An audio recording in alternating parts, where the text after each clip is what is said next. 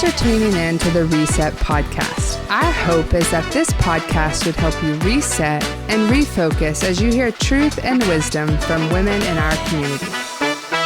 It's time to reset. Happy Reset Day. Thanks for tuning in today. Today we are talking all things money, which is perfect as we are heading into Christmas. I know you're going to be so encouraged today by our guest. So without further ado, Miss Kaye Kay Smith. How are you? Oh, Hannah, I'm great. How are you today? I'm good. So for those of us that don't know you well, tell us a little bit about yourself. So, as you heard, my nickname is Kaye Kay Smith. My real name is Melinda Kay, but everybody knows me as Kaye Kay. I am married to the love of my life. We've been married for 27 years. We have 4 kids, and we have 15 grandkids. Wow. Yes. I'm a realtor and a leader of a real estate team, the 316 team. And we own a trucking business as well, and a brokerage business. And then this year, we just started another little side gig, I guess. We own a lot with some RV spots in Crystal Beach, looking to probably purchase some more. What is the name of your lot? The Blue Crab RV spots. Okay. Well, I'll have to check it out. We camp, so we go to Crystal Beach a lot. Yes, it's right close to the water. We love it. Yes. Okay, since we're talking money today, tell me your favorite Christmas tradition that does not cost money, if you have one. That does not cost money. I like to Google some table topic discussions. Okay. And we have the family over, and then you draw one of the questions. Fun. And of course, then that just leads into a whole nother discussion. One question might take a while to go through. We have a really good time with that. So fun. Tell me the ages of your grandkids, or the range of your grandkids. The newest is 3 months. We just had a set of twins born. And the oldest is 14 years old. Okay. Mm-hmm. Well, that's a fun group that's a lot of people together. Yes. Wow. And then also my dad's family, they usually come over and we have a big Christmas at my house, and so fun. We make a huge circle and do the table topic questions. That's a good idea. Mm-hmm. I'm one of 4, and there's 11 grandchildren now, under 7, and we have like a month-old baby. So we feel like that's a lot. So you beat us. Mm-hmm. Yep. We got some work to do. My favorite Christmas tradition, and this is not free, it is free for me, but my mother makes tons of Christmas goodies.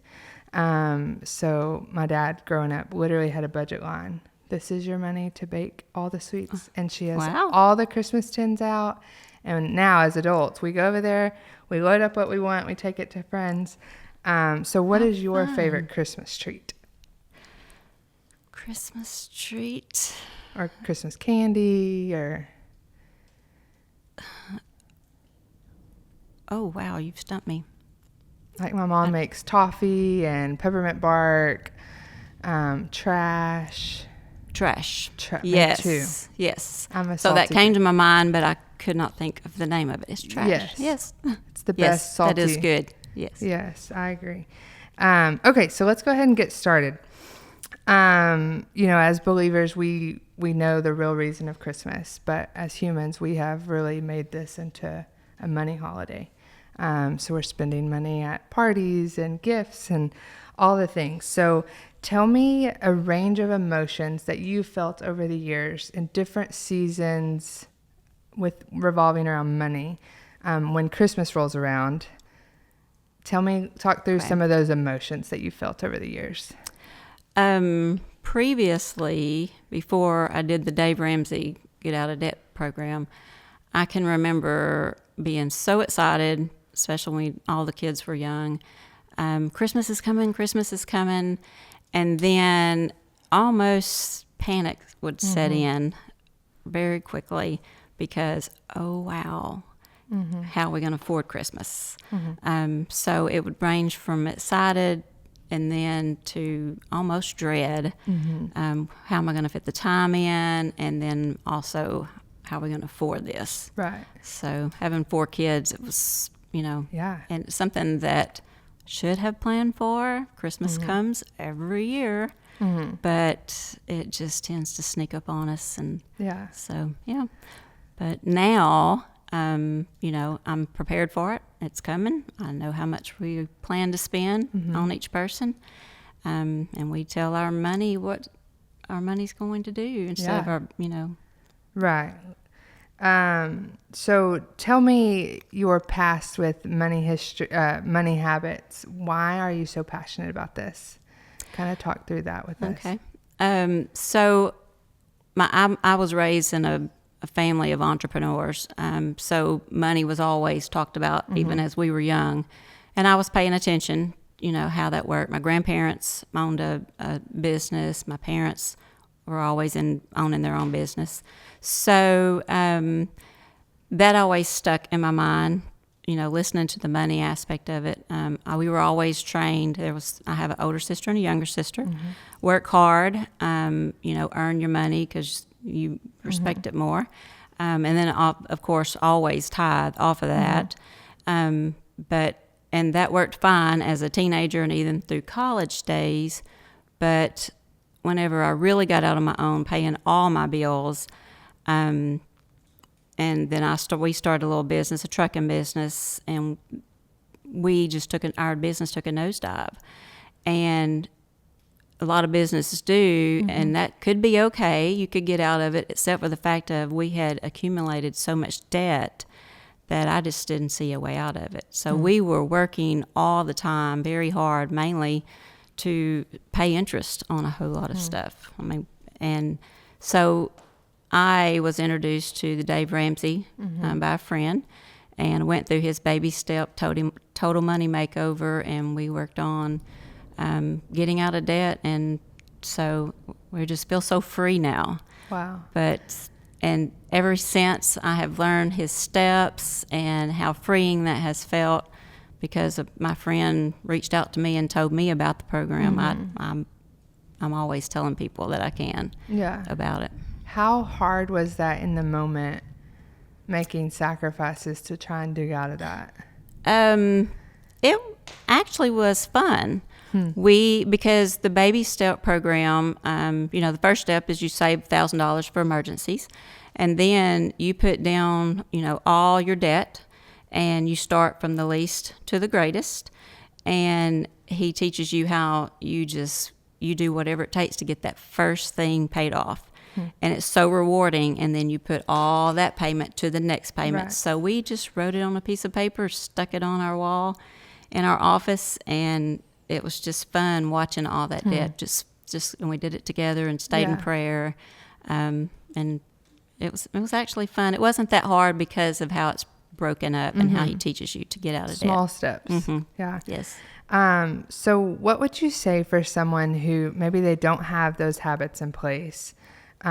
Christmas is, a few weeks away. What is something that they can do right now to make things a little bit easier by Christmas? Keep in mind, do not go in debt. Just keep that first and foremost. Do not go in debt. There are so many ways to have a good Christmas. We just got back from Sandpoint, Idaho with 6 of our grandkids. And so we just been reflecting on our time. And even this morning over breakfast, we discussed the fact those babies, they never asked us for one thing except for, will you play games with us? Will you spend time with us the whole entire time? Hey, will you play this game? Will you color with me? That is truly what kids want. They want your time. And we tend to think what's going to make them happy is go put ourselves in debt and get out. And, we do want to buy our kids and grandkids presents, and that's fine. But it might be if someone's in a position they just can't afford and has snuck up on them, explain, we're humans. And Christmas has snuck up on us, and we have not financially prepared for this time. So we're going to do things a little different this year. Next year, we will be prepared. So it teaches to prepare for this. Right. But this year may be a little different, and it will probably end up being one of the best Christmases, honestly. And like you said, your family talked about money early on. So I think that's important to just be honest. I agree. I remember my grandparents, my grandpa worked very hard in the oil industry, and they had lots of money, and they would take us on trips or whatever for Christmas. Well, one year at Thanksgiving, he had envelopes for us. So we're all whispering, what's about to happen. And he said, okay, everybody open your envelope. And it was like $200. And we were like, wow, we got $200. And he said, okay, $100 you have to spend on somebody else. And the other $100 you get to keep. Which as a kid, I mean, if I gave my 6-year-old $10, she would think she, was rich. Right. That was the funnest Christmas. One, because we had from Thanksgiving until Christmas to spend it. I bought a coat for a lady in Old Navy. She had several kids, and she was, like, okay, they would add up something, and then she'd say, okay, now take that away. And so I was able to, no, I want to buy that for you.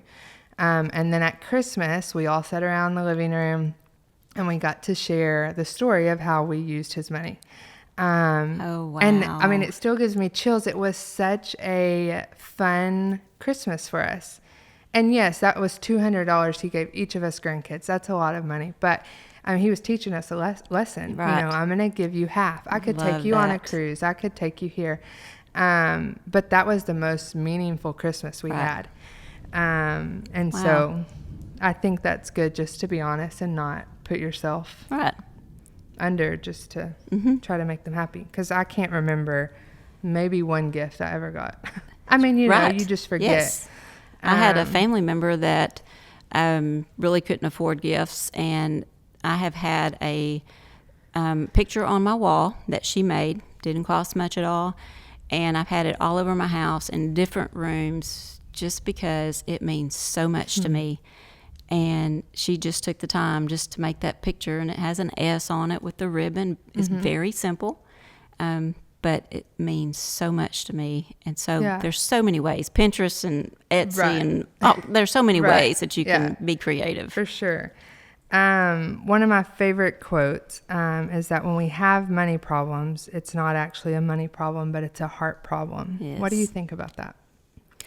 Well, on the Sermon on the Mount, when Jesus just pretty much laid out the foundation of so many things, he talks about that in Matthew, and he says, where your treasures are is where the desires of your heart will be. So yes, it is it is a heart issue. If I could look at somebody's checkbooks or credit cards, where they've charged, and see what all they're spending on, it will tell me a whole lot about their heart. Yeah. So it's, that's a good time to reflect on yourself. Where are you spending your money? Where's your money going? Because that will reflect where the desires of your heart is. Yeah, for sure. When people see you, you just radiate joy.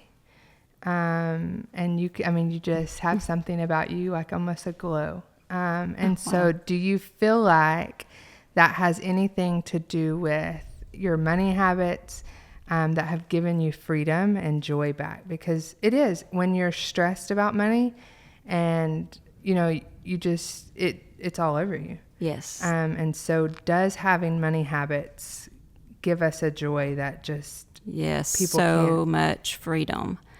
You're just, because you're in bondage to debt or even your money. You have to learn, you tell your money where to go instead of the opposite way around.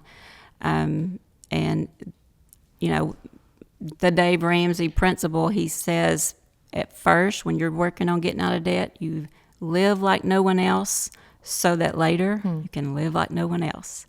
So I always think about all the interest that we used to pay out to people.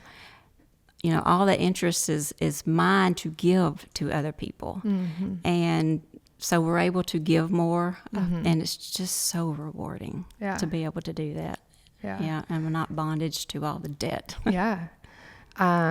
Christmas tends to stress me out a little bit. And last year I thought, I've had enough of this. I have, it's like, well, let me buy this gift on this paycheck, and then let's wait till the next week.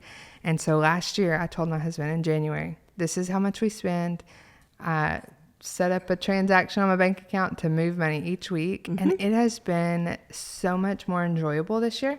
I have the money sitting there, and I'm able just to purchase the gifts, and I don't have to stress about it. So I can imagine living your whole life like that. Right. Does create freedom. And people think, oh, a budget is going to restrict me, but in turn it really gives you more freedom. That's right. Because you don't have to worry about those things. That's right. If you could encourage the women listening today, one thing about their relationship with money, what would that be?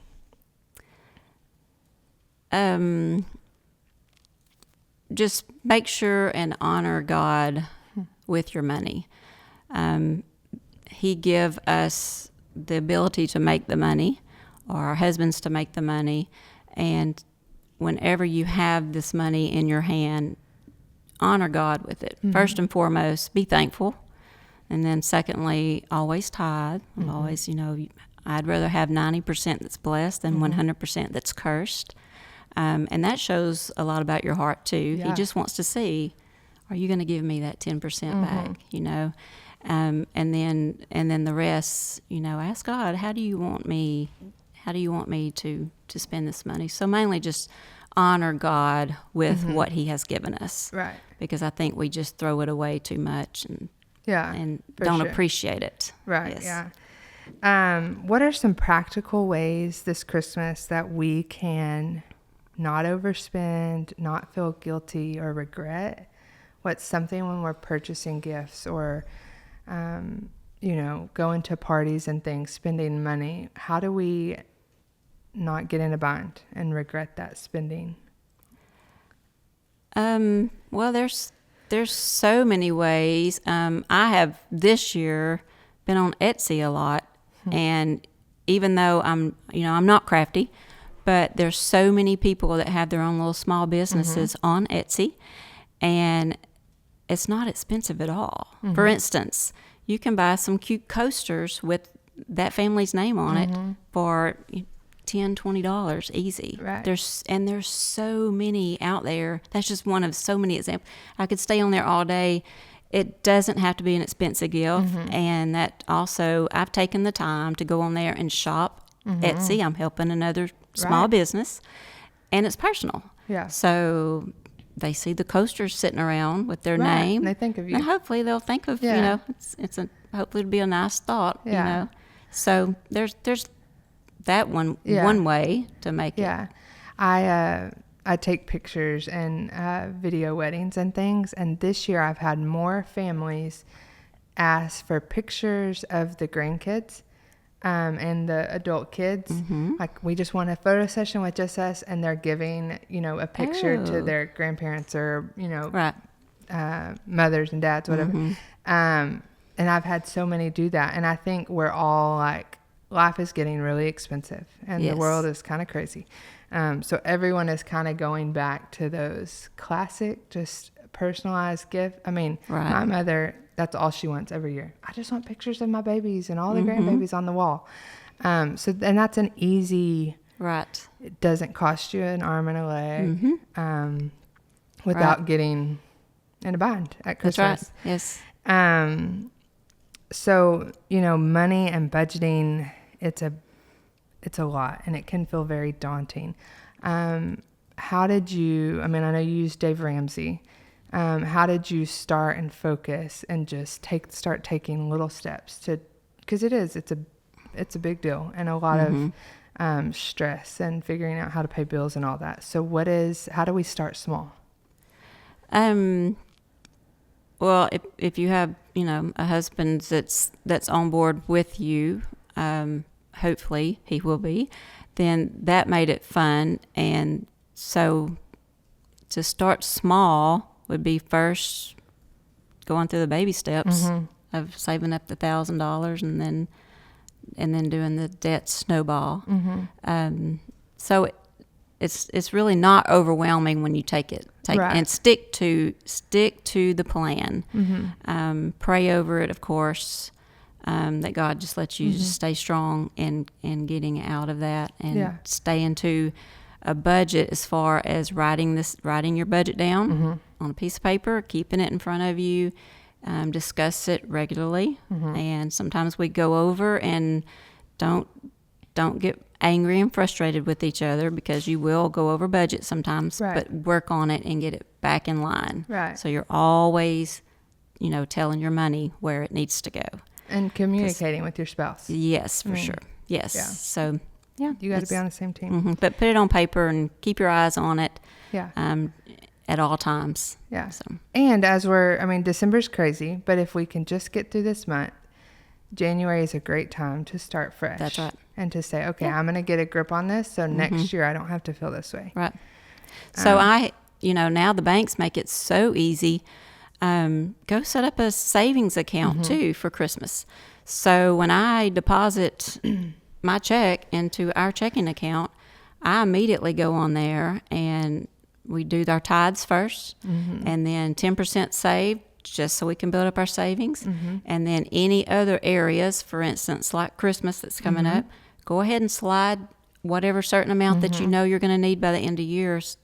It's just a matter of hitting transfer from one, it's so easy now. It is. And that adds up really quick Yeah. when you do it that way. I have several, just my husband's always like, if someone saw this, we just have a list of, and it'll be like $20 here to every week to whatever, Christmas, vacation, birthdays.